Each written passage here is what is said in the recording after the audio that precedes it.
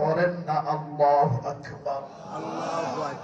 আজকে মরলে কালকে 2 দিন, পরের দিন কেউ কাঁদবে না।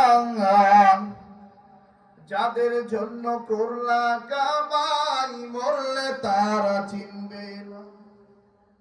থাকতে সময় করো আমল, ঈমান করো খাঁটি, শেষ ঠিকানা তোমার আমার 3.5 হাত মাটি।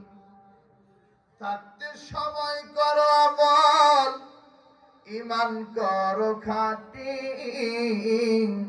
শেষ ঠিকানা তোমার আমার 3.5 হাত মাটি। কত কষ্ট করে তুমি গড়লা সাদের বাড়ি, সেই বাড়িতে ঠাই হবে না, যাইতে হবে সারি। মোহমায়ার কালে তুমি, মোহমায়ার কালে তুমি রবের বিধান ভুইল না। পাপ পুণ্যের হিসাব নিবেন একদিন মালিক রব্বানা। পাপ পুণ্যের হিসাব নিবেন একদিন মালিক রব্বানা। আমাদের রবকে, সেই আল্লাহ রাজি এবং খুশির জন্য বাবা এখন আমি আপনাদেরকে কিছু জান্নাতে যাওয়ার আমল দিব। আমলগুলা একটু ভালো করে শুনবেন।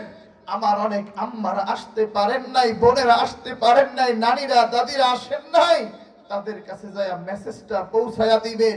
তোমাদের সন্তান আমিনুল ইসলাম শরীয়তপুরি অল্প বয়সের তরুণ আসছিল, এই মেসেজগুলা দিয়া গেছে।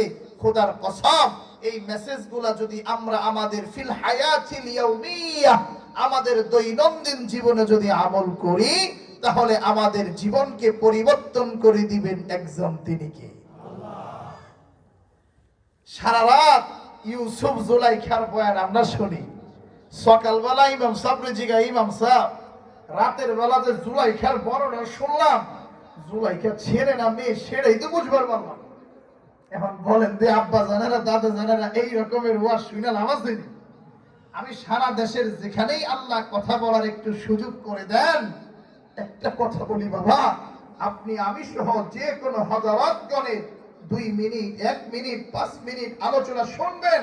একটা মেসেজ, একটা সবক বাড়িতে নিয়ে যাওয়ার জন্য, পকেটে নিয়ে যাওয়ার জন্য, অন্তরে হৃদয়ে ধারণ করে নিয়ে যাওয়ার জন্য চেষ্টা করবেন। আমাদের আমল পরিবর্তন হয়ে যাবে ইনশাআল্লাহ। আপনাদেরকে 1 নম্বর জান্নাতে যাওয়ার আমলটা শিখায়া যায়। এ বাবা, এখন কিন্তু রমজানের আগ মুহূর্তের সময়।